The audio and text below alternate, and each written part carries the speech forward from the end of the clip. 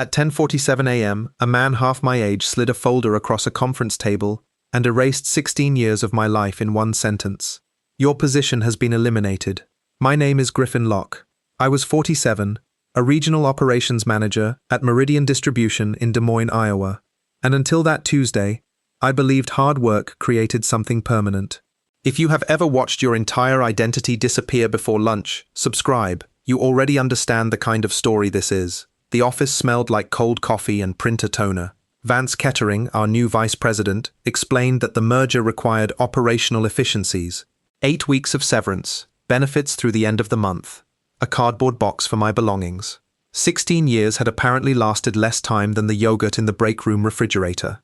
At 3:12 p.m., I came home expecting to tell my wife I had been fired. Roxanne already knew. She had known for a week. Worse, she had spent 3 months preparing a divorce petition.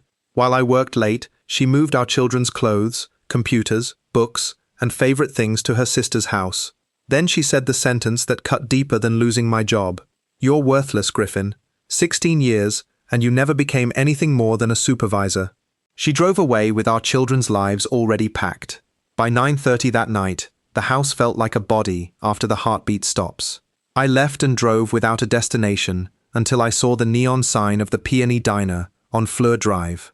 At 10:47 p.m., an old man walked in, saw my face, and began shaking. Then he sat across from me and whispered, "You look exactly like my son."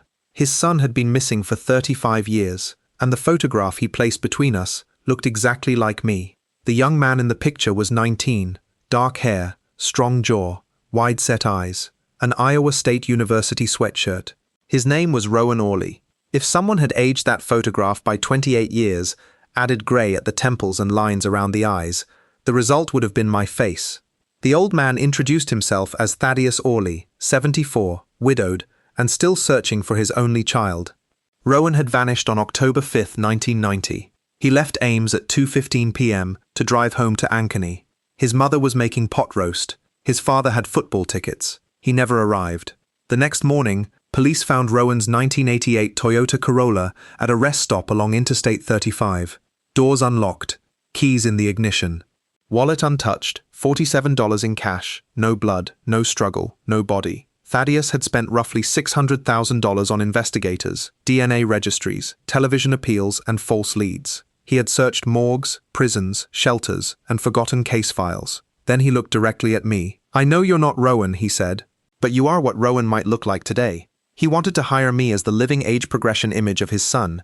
He wanted investigators, witnesses, and missing person networks to see my face. He offered $156,000 a year, housing on his farm, and every resource needed to continue the search. And I know how that sounds. A stranger met me in a diner and offered me a new life because of my cheekbones. But my mortgage was $2,100 a month. My estimated child support obligation was another $1,400. My severance would vanish in 8 weeks. More important, Thaddeus had not called me useless. He had called my face valuable. I kept my expression still. Inside, something cracked open. Maybe worth was not a verdict handed down by the person leaving you. The next day, I visited his farmhouse outside Ankeny. His study held 35 years of maps, binders, photographs, witness notes, and dead ends. "This is grief work," he warned. I looked at the wall-sized timeline. "I need a new life," I said, "and you need help." By morning, the plan had already begun to form. I moved into the guest cottage the following week with 2 suitcases, my laptop, and the cardboard box from Meridian. 3 things were going to happen.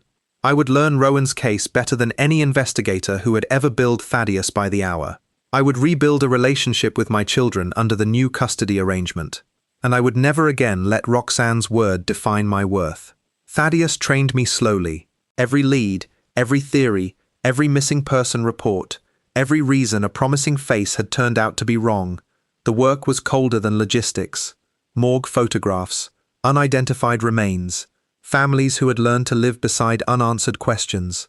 My son Kipton, 15, barely spoke during his first visits. Juno, 11, walked straight to Thaddeus's porch and said, "My dad got lost too. Not for 35 years, but he got lost." Thaddeus stared at her. "Can I call you Uncle Thad?" she asked. The old man's face softened. "Yes." That night, we ate grilled cheese in the cottage while rain tapped the windows. It was not the life I had planned. It was the first quiet meal in months that did not feel empty. Our first lead was a machinist in Minneapolis. Wrong ears, wrong posture, not Rowan. The second involved unidentified remains in Missouri. Thaddeus and I waited 48 hours for a DNA comparison. Not Rowan, he cried in the hotel room. I sat nearby and said nothing. Some pain does not need advice. It needs a witness. By March, the Rowan Orley Foundation posted my photograph online with one line beneath it. This is what Rowan may look like today. Roxanne had believed losing my job made me invisible. Instead, my face was about to travel farther than my old title ever had, and someone in Portland recognized it. Hyacinth Pell, a social worker at a memory care group home in Portland, Oregon, called the foundation. A resident named Theo had lived there since 2003. He had been found wandering downtown without identification or memory.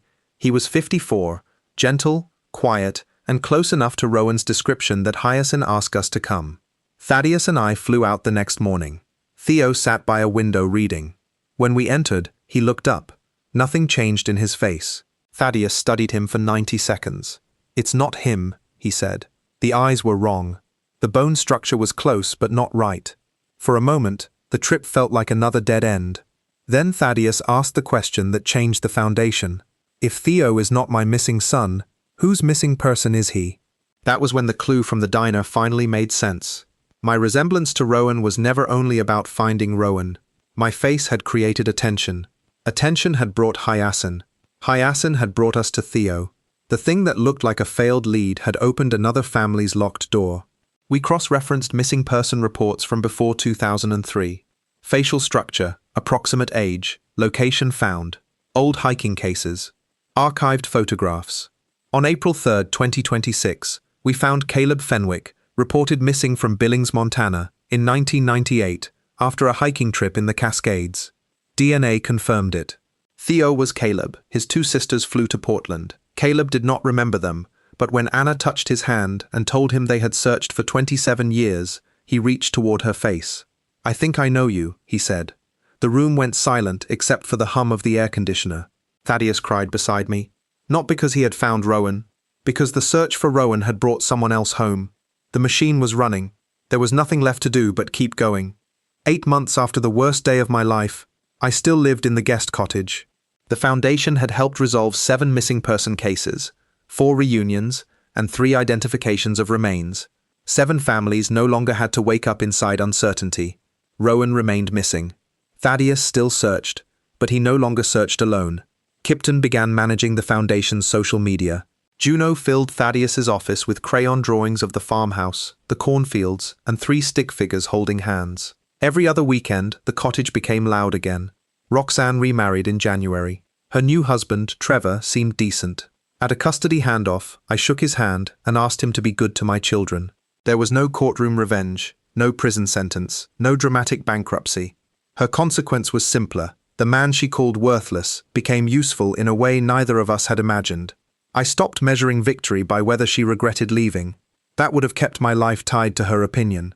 My real victory was waking each morning with work that mattered, children who still knew where to find me, and an old man waiting at the farmhouse table with another file to review. One evening, Thaddeus told me Rowan used to dismantle the family lawnmower just to understand how it worked.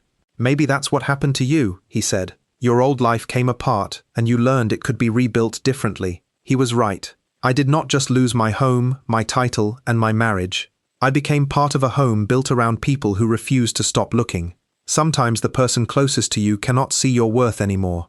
Sometimes a stranger sees it first. So tell me, what would you do if the worst day of your life opened the door to the work you were meant to do? Subscribe, turn on the bell, and share this with someone who needs the reminder. Names and identifying details have been changed for privacy.